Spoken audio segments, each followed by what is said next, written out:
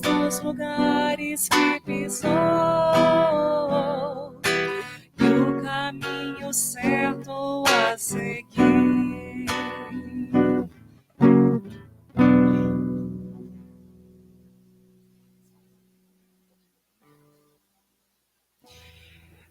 Boa tarde a todos. Boa tarde a todos que estão em casa, né? Mais uma tarde de tratamento aí do Dr. Bittencourt. Vamos fazer a nossa harmonização.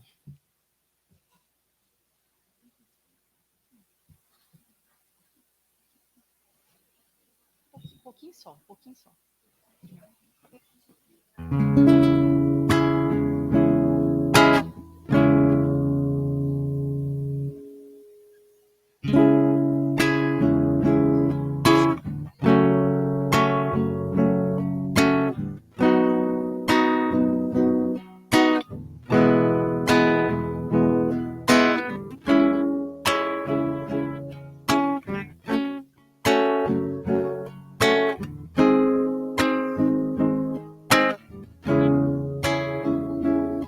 Senhor, eu sei que tu me sondas,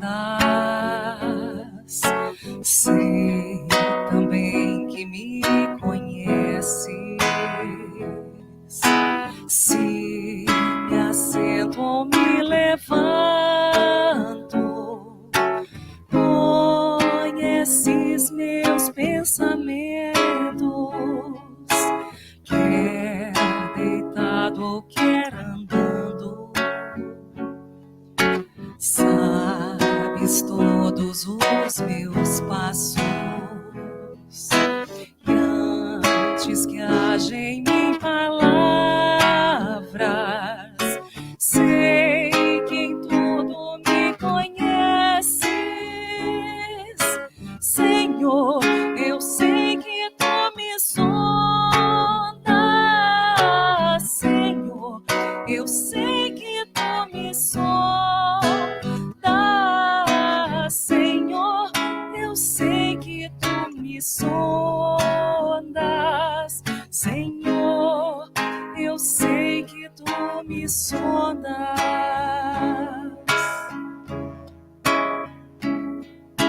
Deus, tu me cercaste em volta, tuas mãos em mim repousam. Tal ciência é grandiosa, não alcanço-te tão alta. Se eu subo até o céu, sei que ali também te encontro. Se no abismo está minha alma, sei que aí também me amas. Senhor, eu sei que tu me sondas. Senhor, eu sei que tu me sondas. Senhor, eu sei que tu me sondas. Senhor, tu me sondas. Senhor, eu sei que tu me amas. Senhor, eu sei que tu me amas. Senhor, eu sei que tu me amas. Senhor, eu sei que tu me amas.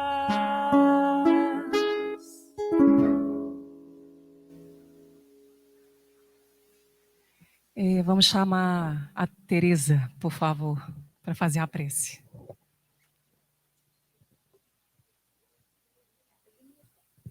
Boa tarde. Vamos deixar os celulares desligados para a gente poder se concentrar aqui neste momento e acalmar o coração, para a gente receber todas essas bênçãos que o Dr. Bittencourt traz para a gente neste dia de hoje, para que o nosso coração possa estar aberto e receber todos os cuidados que o Dr. Bittencourt vem trazendo para nós. Muito obrigada, Jesus, muito obrigada por esta casa que nos acolhe, por podermos estar aqui neste tratamento, pela bênção da reencarnação, por mais esta oportunidade que o Senhor nos dá, Jesus. Muito obrigada. Agradecemos a essa equipe espiritual do Dr. Bittencourt, que nos trata e nos cuida com muito carinho, para que possamos, nessa primeira parte do tratamento, receber tudo aquilo que devemos, cada um precisamos neste momento. Pedindo também a espiritualidade, que haja paz, que haja muita paz entre os povos, que haja amor entre todos e que possamos vibrar positivamente, só coisas boas, que a gente possa mandar muita, muita energia de amor para todos que estão neste momento necessitados. Obrigada, Jesus, muito obrigada. Obrigada sempre, gratidão sempre por todos esses ensinamentos que esta casa nos dá. Muito, muito obrigada. Fique conosco hoje e sempre. Que assim seja. Graças a Deus.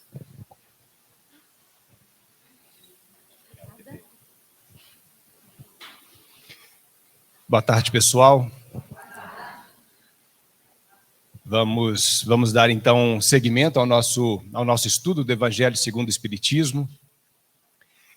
E eu sempre, quando eu vou falar aqui, eu peço para a Catinha cantar Pai Nosso, né? E tem uma parte do Pai Nosso cantado que é muito, muito comovente, tem muito a ver com o que eu vou falar hoje para vocês. Existe uma parte que ele fala, eu não vou cantar porque, né, não quero que vocês vão embora, né? Então, que é: Pai, meu Pai do céu, eu quase me esqueci, que o teu amor vela por mim, que o teu amor vela por mim, que seja sempre assim. E às vezes a gente parece que esquece dessas frases. Que o seu amor vela por mim, que o seu amor vela por mim. E a gente opta então por ver a falta de amor que existe. Não dele para conosco, mas infelizmente de nós para com o outro. E então eu estava preparando, porque vocês sabem que eu sou, mamãe sabe mais, eu sou mais aflito do que o normal, eu começo a preparar a reflexão nossa, com bastante antecedência. E semana passada eu tomei uma rasteira aqui e mudei tudo. Então eu já falei para a pessoa que é responsável pela palestra de hoje, que o mérito ou o demérito vai ser dela, e eu estou só mudando o script todo, porque é uma pessoa muito querida, e a gente reencontra amigos, amores, amigos de outras caminhadas aqui, e a gente tenta ajudar da maneira que a gente pode. Então, eu ia fazer um estudo baseado no que os nossos espíritos Lázaro, Fenelon e Samson nos dizem no livro dos Espíritos, no Evangelho segundo o Espiritismo. Então eu peço para que vocês leiam, por favor, porque eu não vou falar nada dele, porque eu achei muito teórico para nós. Acho que, de repente, trazer uma mensagem para vocês, uma reflexão sobre dessa lei de amor, que ela existe, e a gente tem que confiar que ela está presente no nosso dia a dia, que ela está presente no nosso amigo, mas ela também está presente naquele que cruzou com o nosso caminho com outros olhares para conosco, a gente para com eles. Mas a lei do amor, ela é presente, ela é real. E hoje, com a minha reflexão, eu quero ver se eu consigo passar para vocês que é possível a gente encontrar o amor de Deus em tudo e em todos. Lázaro, para não falar que eu não falei nada do Evangelho segundo o Espiritismo, senão eu perco o emprego, né? Que eu venho aqui fazer o estudo do Evangelho segundo o Espiritismo e não falo, eu posso perder o emprego, eu não posso perder o emprego, eu já falei já. Eu preciso do emprego. Ele fala que o amor, ele é uma conquista. Apesar de nós termos o amor já dentro de nós, Por causa dos nossos desvios no nosso curso, nós vamos passar e experimentar primeiramente o instinto, depois as sensações, depois os sentimentos, e o refinamento dos sentimentos vai ser o amor. Mas esse amor estava lá dentro. Mas é necessário, para que você sinta o amor, que você viva o amor e encontre o amor dentro de você. O amor é o reino de Deus. E Jesus disse que o reino de Deus, então eu vou transformar o amor. O amor, ele não tem aparências externas, ele não está aqui nem acolá, mas ele está dentro de cada um. Quando nós aprendermos a voltar os nossos olhos para dentro de nós e buscar o amor que existe dentro de nós, aí nós vamos encontrar o amor. Enquanto nós continuarmos essa busca pelo amor no outro, ou em algum lugar, ou em alguma coisa, nós vamos ficar ainda com essa falta, com essa sensação de ausência de amor. Talvez essa reflexão de hoje vai ser para que a gente volte o olhar mais para nós, porque nós somos péssimos de entender os sinais de Deus. Nós nos dispersamos facilmente. E a gente anda na onda normal do ser humano, normal do instinto. Né? Você estava andando na rua e vê alguém olhando para cima de um prédio, o que você faz? Você para e começa a olhar. É instinto manada. E aí, quando você se põe nessa caminhada também na vida, você se torna multidão. E o grande problema do homem é ser multidão, porque quando Jesus passeava, né, por todos os cantos, ele ia com os seus discípulos, porque esses discípulos estavam acompanhando, estavam próximos dele, mas junto havia uma multidão, que de repente estava ali atraído pelo magnetismo dele, mas pouco absorvia do que ele estava passando. E nós, às vezes, passamos pela nossa vida assim, como manada. O movimento do mundo me leva para lá, então eu vou para lá. E, de repente, o movimento foi uma furada. E aí fala, nossa, o mundo está equivocado, o mundo está tudo errado. Aí o mundo muda para o outro lado, você muda para o outro lado e você fica nesse movimento pendular, na dependência do outro, no rumo que o outro dá e não o rumo que você quer. Nosso compromisso, quando nós nos dispusemos a voltar, é um compromisso conosco. Primeiro conosco e com Deus. Então, quando o Theo fez a reflexão na semana passada de dai a César o que é de César, Kardec, para mim, ele é brilhante, porque ele entra primeiro com dai a César o que é de César, porque só compreendendo o que é dar a César o que é de César, nós vamos conseguir entender sobre a lei de amor, porque cá para nós está difícil entender a lei de amor no mundo violento, cheio de guerras, cheio de brigas familiares. Né? Nós, após a pandemia, nós vimos uma explosão de suicídios, uma explosão de separações, e está difícil ver. E a gente, às vezes, acredita que Deus esteja dormindo. Como os discípulos, uma vez, no meio de uma tempestade, eles viram Cristo dormindo lá no fundinho lá do barco, e eles falaram, mas ele não tem medo, ele não se preocupa que nós estamos aqui prestes a perecer. E nós achamos que Deus faz isso conosco. Então, quando Kardec nos pede para dar a César o que é de César, interpretar, dar a César o que é de César, frase que o Cristo pronunciou diante da dureza do coração dos sacerdotes, ele quer dizer que o mal que existe é fruto do homem, não de Deus. A César, o materialismo, o nosso apego, o nosso egoísmo, o nosso orgulho, isso sim, a esfinge de César, cunhada em uma moeda, isso é nada mais do que um símbolo total do orgulho e do egoísmo que existe dentro de nós. E é isso que é o mundo, é isso que é o mal que existe no mundo hoje. Deus não criou o mal. Então, Cristo vinha e dizia, dai a César o que é de César e dai a Deus o que é de Deus. A parte de Deus é amor. A parte de Deus não é essa que vocês veem. A parte de Deus não é essa que vocês buscam. Porque as oportunidades vão surgir nas vidas de vocês, e diante de cada oportunidade que a vida oferecer a você, você vai dar a César o que é de César, e a Deus o que é de Deus. E assim você vai ser justo, como o Pai é justo. Então eu lembro de uma história que o Chico contou, que é sobre o Frei Bartolomeu.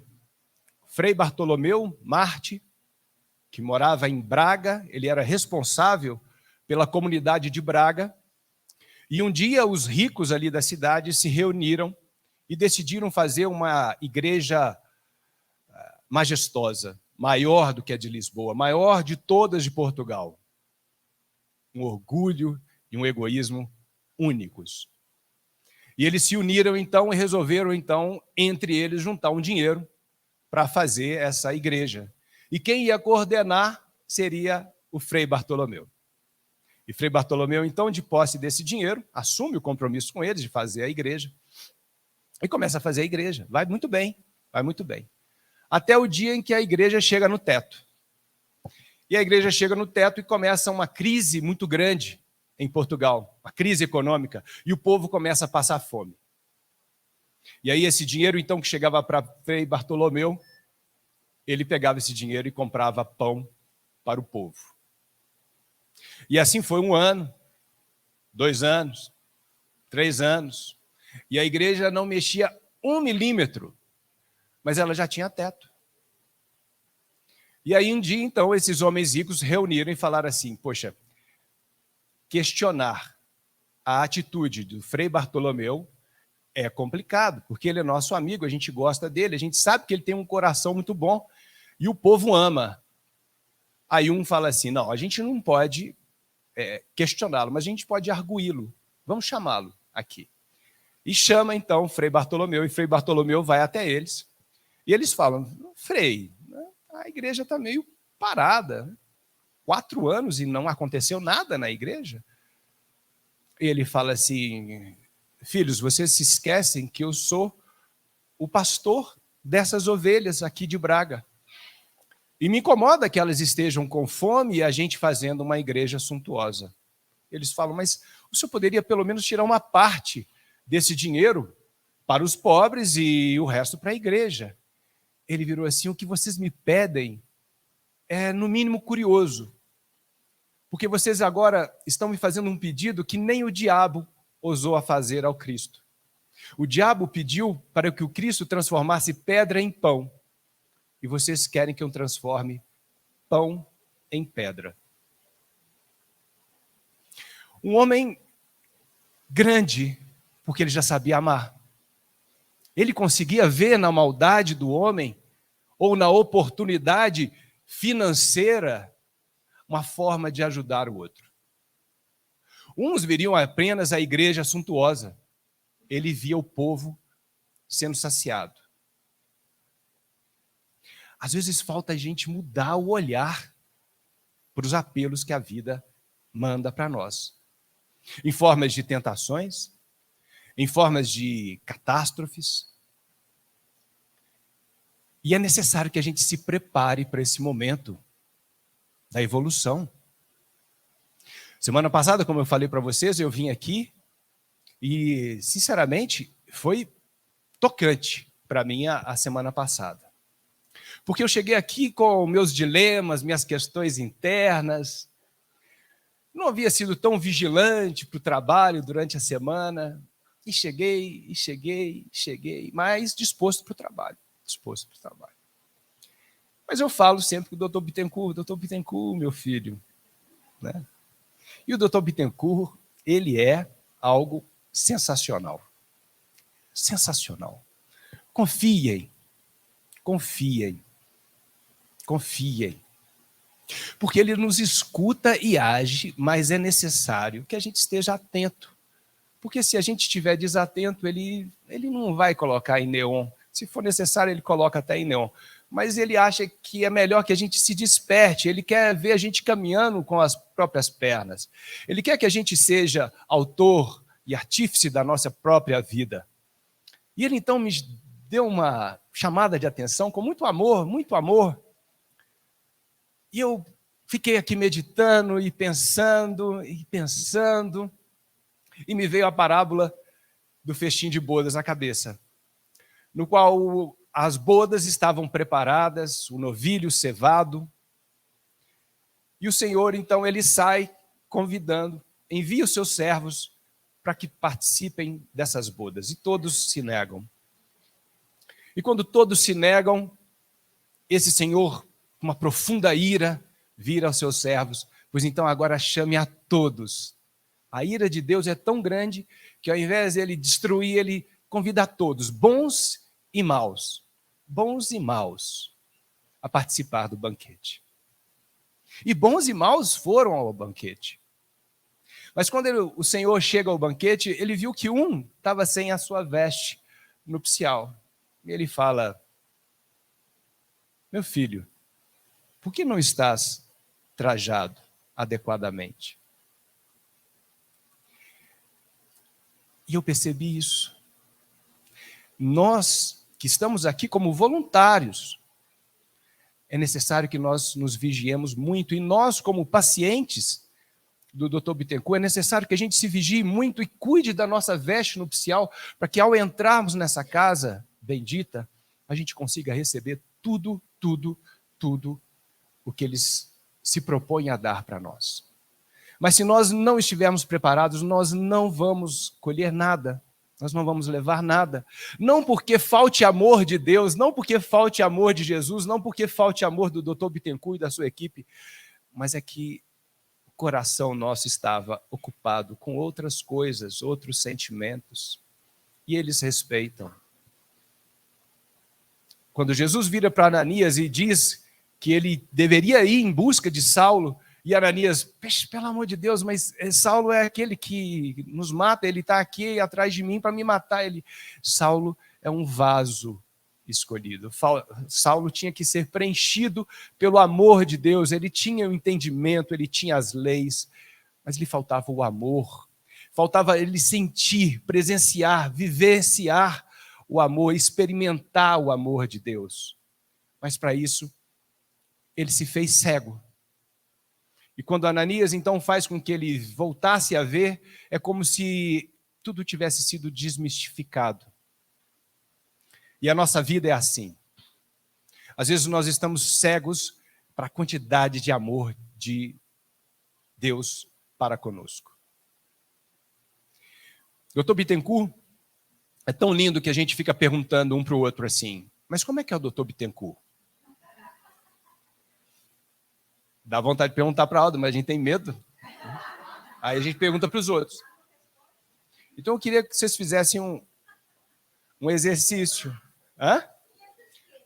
Medo de você virar e falar assim, não é para isso, o objetivo não é esse. Que informação desnecessária é essa? A gente já sabe tudo, mas a gente queria ver. Então, feche os olhos, né? Se o Theo estivesse aqui, seria melhor, porque o Theo é bom nisso. Então, feche os olhos e pense numa imagem bem bela. Mas não vale, porque vocês estão pensando no Theo. E eu guardei essa piadinha para o Theo, e o Theo não veio. Não vale também a mamãe, porque a mamãe pensou em mim, claro. Então, não vale. Mas a gente não consegue dimensionar o que é o Dr. Bittencourt. E eu lá, com esse dever de casa, de mudar a palestra, a reflexão em 7 dias, não é que chega uma mensagem para ele, porque ele vê que a minha antena é estragada. Então, ele usa da Aldinha para me mandar os sinais de fumaça e Wi-Fi. Ele mandou uma mensagem para nós, está no grupo lá de tratamentos, né? E aí eu vou pegar uma parte. Buscamos a paz em um movimento exterior da nossa vida, da vida de cada um de nós, mas a paz, como uma virtude essencial, assim entendemos, ela é construída, edificada no imo da alma, na intimidade dos corações. As palavras, os sentimentos, os pensamentos revelam o nosso estado interior. Quando nos encontramos na matéria, buscamos a natureza para recuperarmos a paz. Buscamos alguns lugares ermos para recuperarmos a paz. E quando aqui chegamos do nosso lado da vida, entendemos que não soubemos encontrá-la porque buscamos todo o tempo no exterior. E aí essa irmã que me convidou ao raciocínio na semana passada, a reflexão e a mudança de trajetória, ela me fez alguns questionamentos duros, difíceis. E eu ficava pensando assim, doutor Bittencourt, só para no meu ouvido, para eu falar para ela, para eu dar uma de sábio, né? Não sou. Aí não vinha. A única coisa que eu podia responder para ela é que a lei é de amor. Porque ela me perguntou assim, a lei é de amor? Eu falei, que legal, que bom que você está falando a lei é de amor. Semana que vem eu vou falar sobre a lei de amor. Eu estou estudando para isso. Acho que eu era o cara mais gabaritado no momento ali para falar sobre a lei de amor, porque eu já tinha estudado. E ela falou, pois então escuta isso. E aí ela foi falando uma série de vivências difíceis, muito difíceis, principalmente para mim que não vivo isso. Às vezes a gente fala assim, eu só vou conseguir dizer alguma coisa que eu tenha vivenciado. Eu sou médico. Médico não faz uma cirurgia se não ter feito um treinamento antes. Então, no meu raciocínio estreito de médico, eu tinha que ter vivido uma experiência para fazê-la melhor. Mas eu não pude. Então eu fui para casa pensando. E à noite vinham ideias assim, e eu falava, gente, eu tenho que mudar, e a gente tem que começar a tentar refletir que mesmo na dificuldade, mesmo naquela aparente falta de amor, existe amor de Deus. E a gente fala, mas e a guerra? E a guerra? Que ainda é um conflito, mas pode se tornar guerra, esperamos que não. Mas e Deus? Deus permite a guerra? Deus está na guerra? E o que a gente pode dizer é que dai a César o que é de César. A guerra é interesse mesquinho nosso. E Deus nos dá o livre-arbítrio, com moderações, para fazermos o que nós quisermos, desde que não firam as leis dele, de governador, de tudo isso. Porque, como diz no livro A Cabana, no filme A Cabana, quando um pai que havia acabado de perder a sua filha assassinada depois de um estupro, ele se revolta totalmente contra Deus e busca Deus e pergunta a Deus, por que o Senhor permitiu isso? E ele responde, eu consigo tirar coisas maravilhosas de tragédias, mas não sou eu quem as produz. Então nós estamos sendo bombardeados o tempo inteiro por essa guerra. Você abre o WhatsApp, guerra. Televisão, guerra. Streaming, guerra. Tudo é guerra. E uns dizem assim, não, o Hamas é o culpado, porque o Hamas é um grupo político radical que quer a separação da Palestina e ele luta pelo seu povo. Outros dizem, não, o Hamas é um grupo de terroristas que estão assolando Israel. Outros dizem, Israel é um pobre coitado, porque foi agredido injustamente por terroristas. Outros dizem, não, Israel agora tem que atacar, porque ele foi atacado primeiro. E outros dizem, Israel nada mais é do que farinha do mesmo saco, porque ela, em 2 dias, enviou mais de 6.000 bombas para acertar a Palestina e destruir a Palestina. E aí, então, nós vemos na televisão debates de políticos, de religiosos, de especialistas em guerra. Legal isso, né? Tem uma guerra e a gente convida especialistas de guerra para opinar. E a gente quer a paz, segundo nós. Nós queremos especialistas de guerra falando sobre guerra. Deveríamos chamar especialistas de paz para falar sobre guerra. Mas a gente escuta e a gente cai de novo na mesma tentação, no mesmo erro que nós tivemos ao nos depararmos com uma pandemia. Porque uma pandemia, em 15 dias, todos nós éramos imunologistas. Todos. Todos sabíamos tratar, todos sabíamos o que não funcionava e todos sabíamos o que deveríamos fazer. E brigávamos, porque nós éramos os melhores imunologistas. E hoje, nós estamos de novo caindo na mesma tentação de sermos os melhores especialistas de guerra. E talvez o intuito não seja esse. Talvez o intuito seja, de novo, que nós voltemos o nosso olhar para dentro de nós. Porque na hora que você se identifica com a ideia de que o Hamas deve ser punido porque ele agrediu, é porque provavelmente tem dentro de você esse tipo de sentimento. Na hora que você é agredido, você se sente com o direito de agredir o outro. Por quê? Ele que começou. E a gente busca a paz fora. Talvez, quando Israel cortou o suprimento de água, gás e luz, você fala, tá certo, tem mais é que fazer? Porque ele vai continuar mandando suprimento para o inimigo? Ele tem mais é que cortar isso tudo para que o inimigo pereça e enfraqueça. E assim ele vai destruir primeiro e acabar com a guerra rápido. A gente é tão bonzinho que a gente quer que a guerra acabe rápido, rezando para que um acabe primeiro. Cuidado. Será que você, diante de um conflito, você também não começa a minar o seu oponente? Será que você não monta uma trincheira dentro de casa e coloca um AK, não sei quantos, no braço, e fica só esperando ali, como sniper, na hora que ele passa na porta, agora eu acerto. E agora vai ser fatal. Será? Será que o convite não é esse? Para a gente ver quais são os sentimentos que estão dentro de nós? Porque o convite é, eu não provoco as tragédias, mas eu consigo tirar maravilhas delas. Porque a lei é de amor. A lei é de amor. Confiem. Confiem.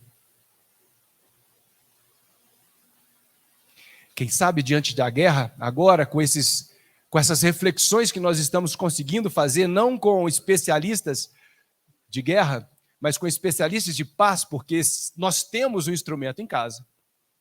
E quando nós vemos essas tragédias, essas catástrofes grandiosas, se nós abrirmos o livro dos Espíritos e abrirmos em lei de destruição,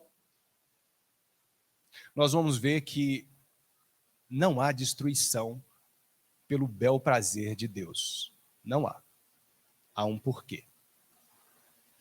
Há um porquê porque nós nunca estivemos tão separados na história. Eu não me lembro, criança, viver num mundo polarizado. Não vivo, não lembro. Estamos separados. Estamos em esquerda, direita, corretos, incorretos, burros e inteligentes. Estamos em separatistas e não separatistas, estamos entre paz e guerra. Nunca vivemos tão separados, tão em guerra. E às vezes a espiritualidade lança a mão do grandioso para que a gente se apequene para as pequenas coisas. Nunca houve tanta separação, nunca um relacionamento foi tão descartável. Eu digo que essa geração, a única coisa ruim que eles têm é que eles não tiveram uma televisão de válvula, né?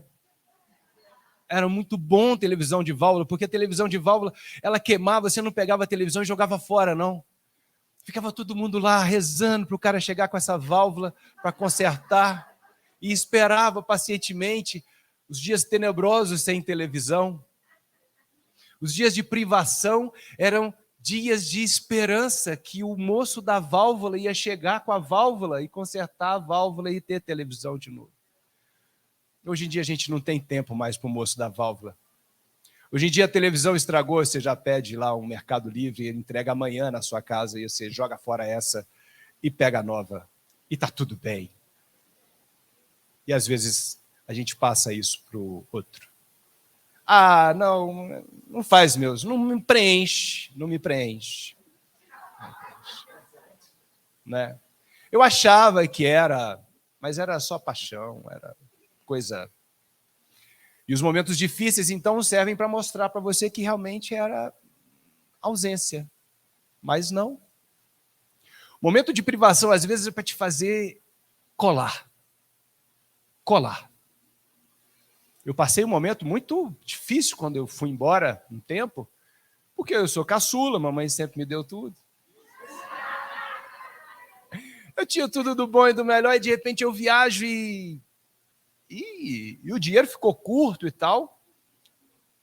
E aí, mamãe não pôde ir, foi a Flávia, foi minha mulher para lá, e nós passamos um perrengue feio. E eu brigado com Deus. Claro que eu sou humano, né? Briguei com Deus. Falei, porra, é assim que o senhor me trata? Eu bonzinho do jeito que eu sou, né, mãe? E o senhor me faz isso, né?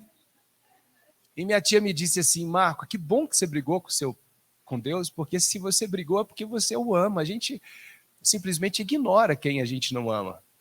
E ele estava cuidando de mim com um carinho tão grande, um cuidado tão grande.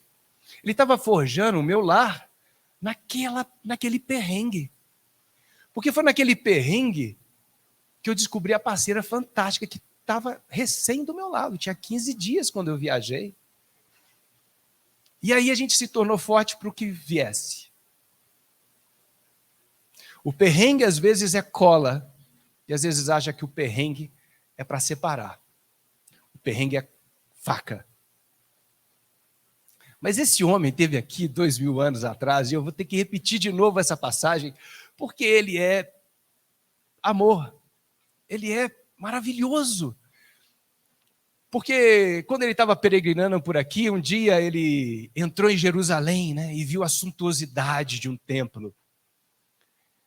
E ele nem entrou no templo, porque ele sabia que Deus não estava no templo. Então ele se senta nas escadarias desse templo e começa a observar as pessoas que passavam por ali, porque ele buscava Deus em cada um. Aliás, ele não buscava, ele encontrava Deus em cada um. Só quem encontra Deus em cada um se aproxima de pescadores rudes, que sabiam mal falar o beabá, não sabiam escrever, não sabiam nada, com seus defeitos. Só quem ama e quem encontra Deus no outro, busca Deus na prostituta, no cobrador de impostos. Só quem ama Deus encontra Deus no outro. E ele ali buscando Deus, passa um grupo de sacerdotes. E esses sacerdotes estão passando ali e um desperta a atenção. Porque o Cristo é assim, ele não deixa ninguém passar por ele sem despertar algo. Desperta amor, outros desperta a ira, e esse foi tocado pela ira, porque é o que ele tinha no coração. Hanã se separa do grupo e se aproxima do Cristo. Vê o Cristo com um cabelo partido ao meio, a Nazarena, e pergunta, Nazareno, o que fazes aqui? E Jesus responde, eu passo por Jerusalém para edificar o reino de Deus. E ele olha para Jesus, Nazareno, reino de Deus? Que pensas que é o reino de Deus? E Jesus responde para ele, o reino de Deus é a obra divina no coração do homem. O reino de Deus não é esse templo. O reino de Deus não é temporário, o reino de Deus é perene. Mas ele tem que ser buscado no coração. Ele tem que ser forjado no coração. E ele virou para ele e falou assim, um reino?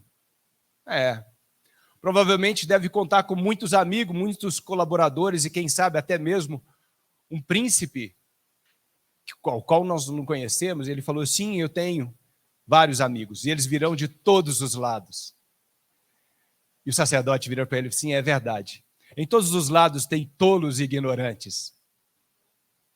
Mas acaso é possível fazer uma estátua perfeita de pedaços de lama?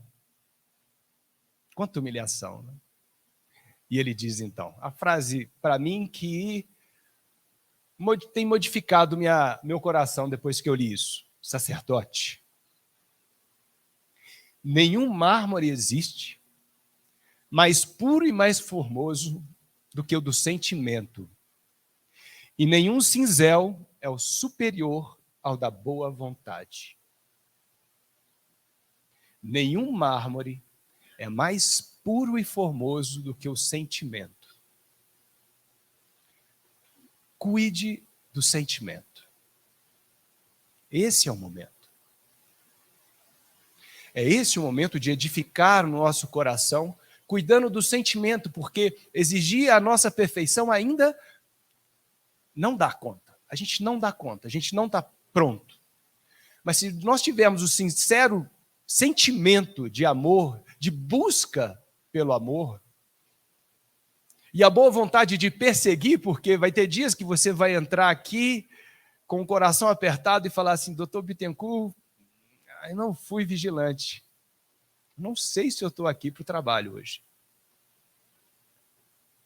Mas receber o carinho e o afeto dele e te dizer, tá bom, semana que vem está aí.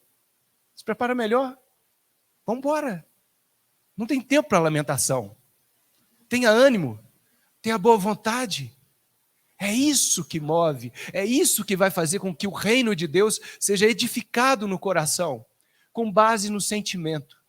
Ainda que nós não tenhamos, mas a vaga sensação de amor que nós temos ainda, que seja cultivada, que seja transformado dentro do nosso coração. E ele vira para Jesus e fala assim, e você conhece Atenas e Roma? Ele virou, não, mas eu conheço o amor e a verdade. E você conhece as leis civis e as leis de Moisés? Eu sei da vontade do Pai. Esse Espírito esteve aqui encarnado conosco e veio nos ensinar a amar na adversidade, porque ele não ensinou a gente a amar na facilidade, ele não encontrou facilidade, mas ele buscava na adversidade Deus. O que eu posso fazer nesse relacionamento difícil que eu vejo? O que eu posso fazer para acolher esse coração que sofre?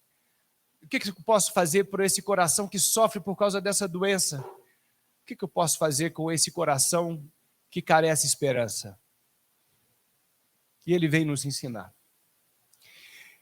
E quando você acha que ele foi embora, ele está presente. Ele está presente. E ele se faz presente na adversidade. Porque também nós podemos perguntar assim, mas por que Deus permite a pobreza? Ele permite a pobreza para que a gente aprenda com esses meninos. Porque há um relato da Fraternidade Sem Fronteiras, que eles foram a uma aldeia bem pobrezinha na África. E chegaram lá, conseguiram uma doação bem grande de cadernos e lápis. Eles então buscaram uma entidade e ao lado de uma mãe, que era professora nessa escola, eles foram distribuir cadernos e lápis para essas crianças. Quando eles chegaram lá, meu Jesus amado, me dê tempo. Quando eles chegaram lá, eles começaram a distribuir os cadernos e os lápis, e todo mundo recebendo aquela festa, distribuíram numa sala, distribuíram noutra sala, distribuíram na terceira sala, e quando chegaram na quarta sala, faltava lápis para as crianças. E aí eles viraram para a professora e falaram, o que a gente faz? Ela fala, faz o que todo mundo faz. Pega um lápis, parte em 3 e dá um pedaço a cada criança. E eles começaram a cortar os lápis em 3 e entregar para as crianças, que recebiam. Mas um levantou e se aproximou deles, do grupo, e falou assim, tio, me dá um lápis inteiro? E o tio ficou com essa cara que nós fizemos. Virou para a professora, que é mãe, e falou assim, e aí? Ela, faça o que o teu coração mandar. O meu coração manda eu entregar um lápis. E ela entrega um lápis para a criança. E a criança, ao receber o lápis, ela faz assim, para as outras crianças. Agora estragou tudo de vez. Né? Porque no nosso sentimento que ainda temos, você se colocou imediatamente ao lado das outras crianças. Pô, eu ganhei 1/3 de lápis, esse aí ganhou inteiro? É mais bonito que eu? A gente se coloca no lado daquele que comemorou o lápis na mão. Exibido. Só porque tem um lápis inteiro vai tirar onda com a cara dos outros? Na hora que ele estende o braço e faz assim, todos começaram a aplaudir e gritar. E ele também. Porque a felicidade de um é a felicidade do outro. A alegria de um é a alegria do outro. A vitória de um tem que ser a minha alegria, a minha vitória. E a gente pega um ensinamento na África, uma cidade pobre, e fala assim, a sua alegria é a minha alegria? Você comemora quando a filha da sua vizinha passa no Enem? Você comemora quando o outro troca o carro, um carro legal, e você, pô, feliz por você. Você comemora a felicidade do outro? Ou você acha que ele é um privilegiado? O convite é muito maior do que a gente agora passar a bolsinha aqui e recolher dinheiro para dar lápis para todas as crianças da África. O convite é para olhar para dentro de você mesmo e saber quais são os sentimentos que estão dentro desse coração. O momento é esse, a lei é de amor. Confiem que há algo maior que está fazendo com que a gente esteja aqui numa terça-feira à tarde refletindo sobre o que passa no meu coração numa época tão difícil. Porque a gente pode aprender muito com essas crianças.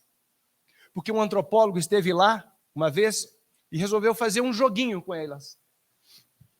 E ele pegou um tanto de criancinha assim e colocou uma cesta de doces debaixo de uma árvore e falou assim, agora nós vamos fazer uma corrida. Quem chegar primeiro ganha todo o cesto. Ele fez uma linha, as crianças ficaram ali perfiladas, prontas para a corrida, e quando elas correram, todas se deram as mãos, e todas pegaram o cesto na mesma hora, e todas comemoraram. E ele ficou paralisado. E um veio e falou assim, Ubuntu, tio. Ubuntu? Sim. O senhor acha que algum de nós ficaria feliz com a infelicidade do outro? Às vezes, a carência faz com que a gente se desperte para o excesso que nós temos e pelo excesso que nós lutamos por ter. E passamos a vida inteira como um hamster, numa rodinha, correndo para ter aquilo que nós não temos.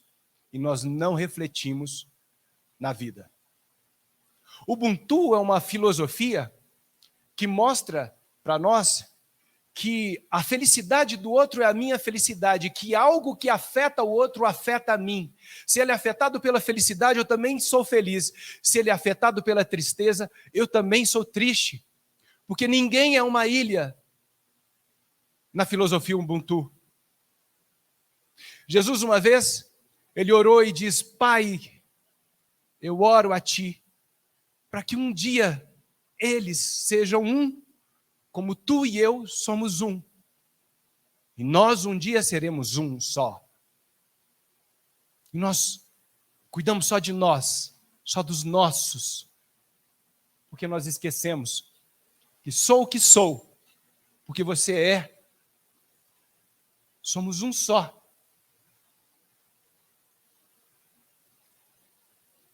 Mais uma história, e meu tempo está esgotando. E vamos com Deus. E essa história também é marcante porque traz outro ensinamento para nós. Imagina que chega a missionária lá, a voluntária, perdão. E ela é bem recebida e tudo. E à noite, então, ela é convidada para um jantar. E ela tinha acabado de chegar, tinha um dinheirinho no bolso, e para ajudar no jantar, na janta, né, Ira? Para ajudar na janta, ela pega o dinheiro e dá o dinheiro para essa pessoa e fala assim, aqui, ó, aqui tem dinheiro suficiente para o jantar, para a janta e para a comida de manhã. Comida também, almoço? E para o almoço. E essa pessoa, ela foi tomar banho e quando ela voltou, havia simplesmente uma festa ao redor da casa dela. Todo mundo convidado para o jantar. Todo mundo lá em festa, comendo, bebendo. E ela chegou e olhou para aquela responsável que ela tinha dado dinheiro, suficiente para um dia e para o outro dia. Pelo amor de Deus, uma escassez danada, filha. Eu te dou grana para 2 dias, você gasta tudo numa noite, pelo amor de Deus, né? E ela fala isso, que aí? Mas você gastou tudo no jantar. Ela virou, claro. Havendo fome, como eu posso guardar para amanhã?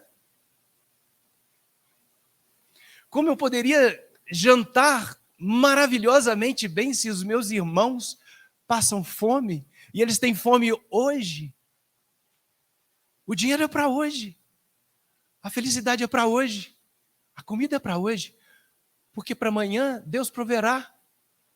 Porque Deus nunca nos abandona. Ela tem essa certeza.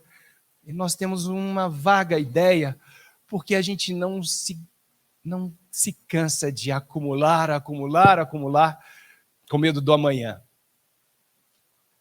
E a gente acumula sentimentos também, porque eu não vou dar tudo, porque senão vai achar que eu sou frouxo, vai achar que eu sou mole demais. Então eu tenho que ser duro. E às vezes a gente é duro demais com os nossos filhos. Por achar que se der amor demais, eles vão ser mimados. E de repente, no dia seguinte você acorda e ele não está do seu lado. Ou você não está do lado dele.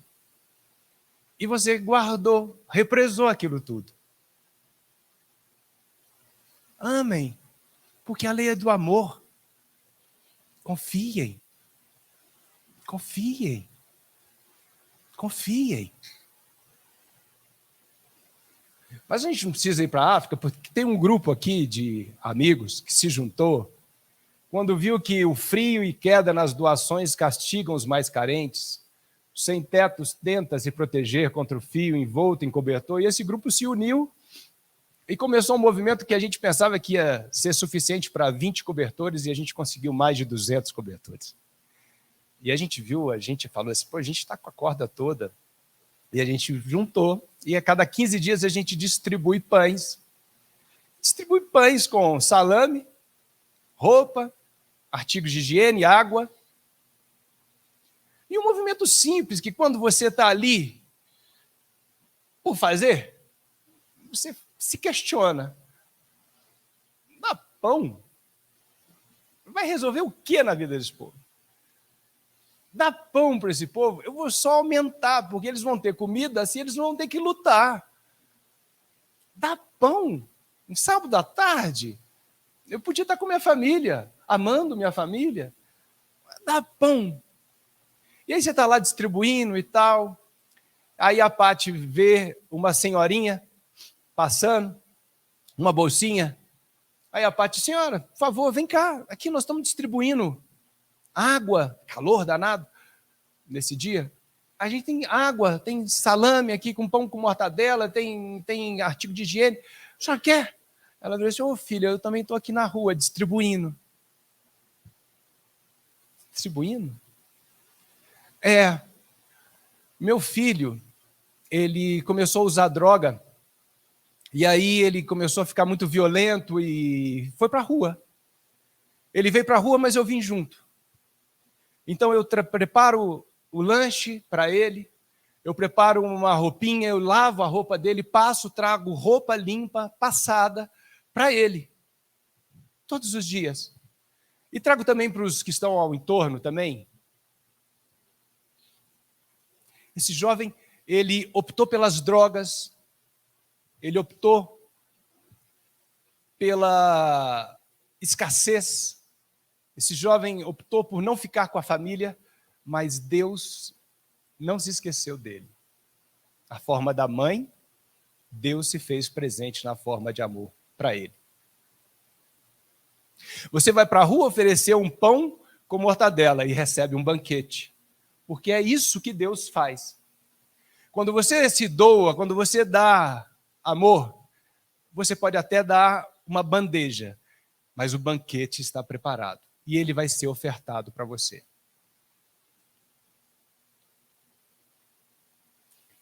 E aí nós vamos pegar uma conversa de Jesus com Bartolomeu, e eu estou quase terminando, e ainda tem uns 6 slides aqui, eu vou pedir 5 minutos para a direção. Vou com a esquerda mesmo, 5 minutos. Porque isso é muito importante, porque esse discípulo, nos conta Chico, Humberto de Campos, através da psicografia do Chico, ele era um discípulo fantástico, mas ele era extremamente triste, porque ele tinha problemas em casa, ele tinha problemas com o irmão. Os irmãos não entendiam porque ele se ausentava tanto de casa para estar com Jesus, um nômade, um homem que não trabalhava. O pai o criticava porque na hora da pesca de manhã ele não estava junto, porque ele estava com Jesus. Na rua, ele via Roma agindo brutalmente com os seus irmãos de religião. Quando ele ia vender o peixe, ele encontrava sempre um mesquinho que diminuía o preço do seu trabalho. Ele não tinha reconhecimento do trabalho, ele só via desgraça na vida, ele só tinha incompreensão dentro de casa. Os irmãos não lhe queriam, o pai não lhe queria. E um dia ele escutou Jesus e ele se enche de esperança, porque Jesus disse que o reino dos céus não é desse mundo. E aí ele, na sua singela compreensão, ele diz para Jesus: Mestre, quando esclareceste que o vosso reino não é deste mundo, experimentei uma nova coragem para atravessar as misérias do caminho da terra. Pois aqui o selo do mal parece obscurecer as coisas mais puras. Por toda parte é triunfo do crime, jogo de ambições e colheita dos desenganos. Quando Jesus disse que o reino dos céus não é desse mundo, ele falou: eu também concordo. E estou doido para ficar com ele, porque eu quero ir para esse mundo. A esperança dele era um outro mundo. Ele não tinha entendido que o reino dos céus estava dentro do coração dele. E Jesus disse: achas então que eu teria vindo a esse mundo sem essa certeza confortadora de que o evangelho terá de florescer primeiramente na alma das criaturas, antes de frutificar para os espíritos dos povos? Para de buscar o amor fora, busca o amor dentro. E ele percebe isso e começa a fazer uma meditação, uma reflexão a retornar para casa de madrugada, de noite. E ele passa e vê as águas do Tiberíades plácidas, como nunca antes. Cantar dos pássaros era precioso, como nunca antes. E ele chega em casa com uma paz tão grande que quando ele encontra os irmãos e o pai recriminando, chamando de vagabundo, ele diz: eles não conhecem Jesus como eu conheço. Eles buscam o errado. E ele retribui essa agressão com o silêncio. Pela primeira vez, ele responde o desafio com o silêncio. Ele se cala. Em nome da paz. Ele descobriu que era melhor ter a paz do que razão. E ele segue e vai trabalhar. E lá a mesma coisa, mas estava tudo ótimo. Porque no final do dia ele saiu e foi para a margem do Genezaré. E lá havia um homem de cabelo nazareno, uma túnica branca, sentado num barco, que dizia coisas lindas. E ele sentou uma pedra e ficou vendo esse homem. E esse homem, quando o nota no meio da multidão, porque o Cristo faz isso, ele o nota, ele diz então uma parábola. O reino dos céus é semelhante a um tesouro que, oculto em um campo, foi achado e escondido por um homem que, movido de gozo, vendeu tudo o que possuía e comprou aquele campo. O reino de Deus é como um tesouro que está enterrado no campo. Ele está dentro do coração, que você tem que buscar. E ele entendeu essa mensagem do Cristo. E pela primeira vez ele chorou de felicidade. E o Cristo retribuiu o olhar com amor. Buscar o amor dentro de nós é como buscar o tesouro enterrado, escondido em um campo. Só acha quem cava. Porque esse mesmo mestre, ele se apresentou para nós de uma maneira incrível.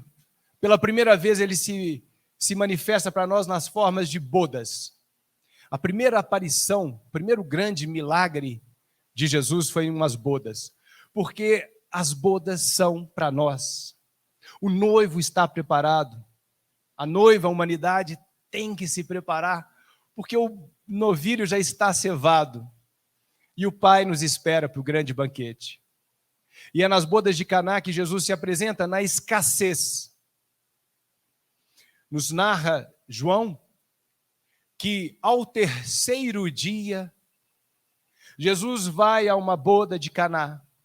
E ali, quando havia ausência de vinho, sua mãe lhe procura e pede: filho, não há vinho. E ele diz: mulher, o que tens comigo? Ainda não é chegada a minha hora. E ela diz: façam tudo o que ele disser.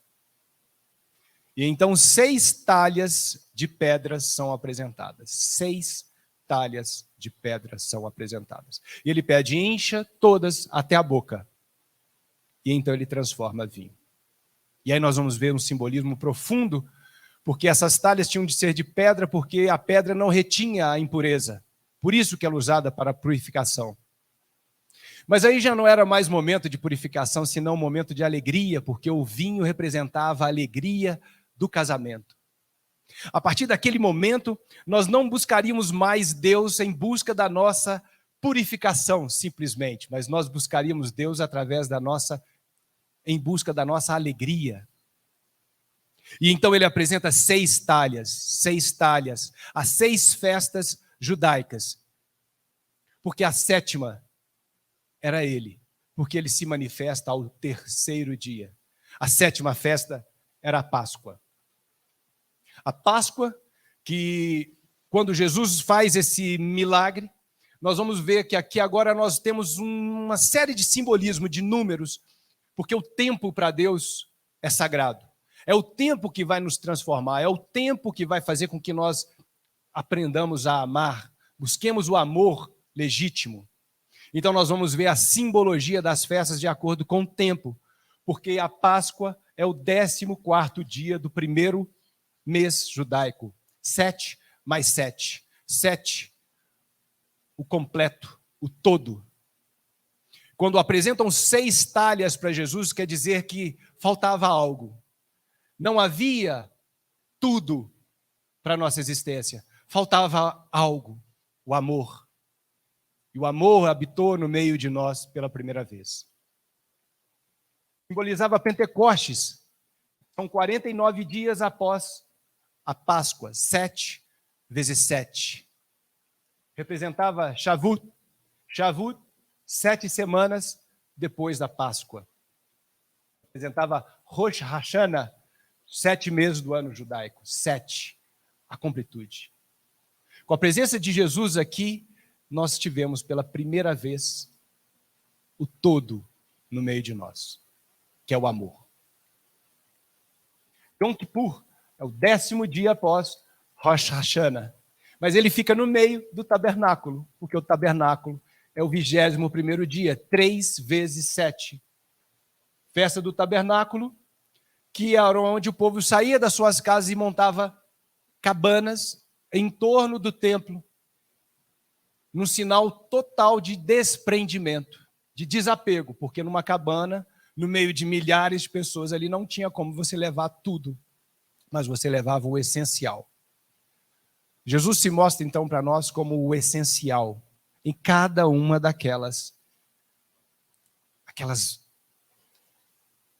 aqueles vasilhames de pedra a serem preenchidos pela alegria, não por um desejo puro de purificação. A menorá é um simbolismo disso.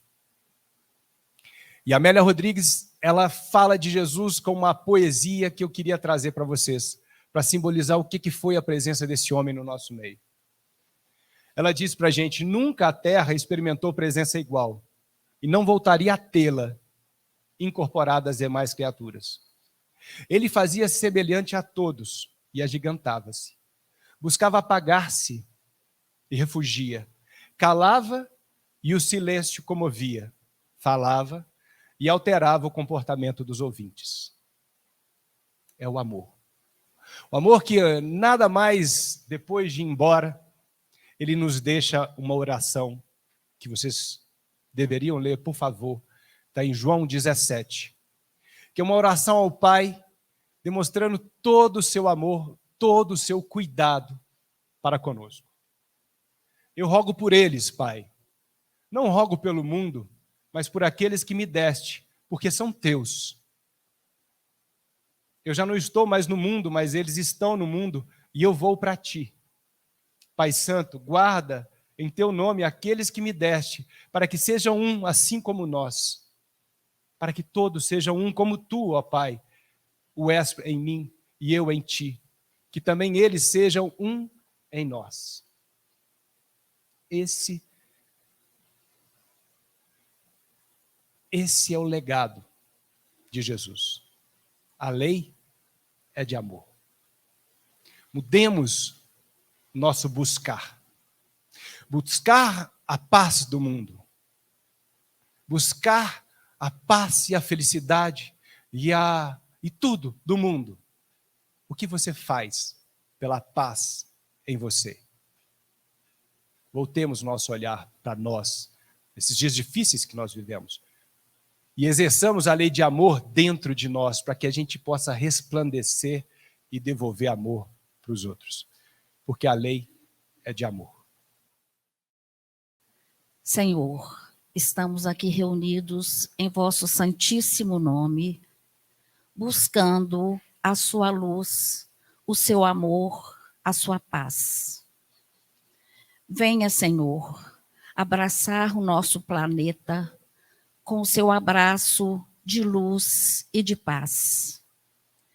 Cura, meu Pai, cada ferida aberta nessas lutas insanas. Cura principalmente as feridas caladas, sufocadas no medo. Faz brilhar no céu, meu Pai, explosões de estrelas, ofuscando as luzes das bombas. Pedimos paz e por isso falamos. Glória a Deus nas alturas e paz na terra aos homens de boa vontade. Que assim seja.